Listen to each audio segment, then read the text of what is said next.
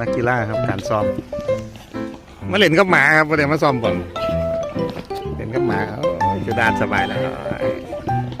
นวดแม่นวดให้ไอ้นวดท้องไอ้นวดท้องละสั่นละคันเอาอีกสแตมคันสแ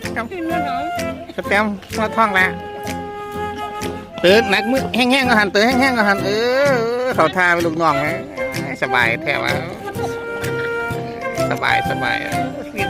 ดีมากสแตมดีมากเอาเนี้ยมาแหนนะสแตมแซ่บ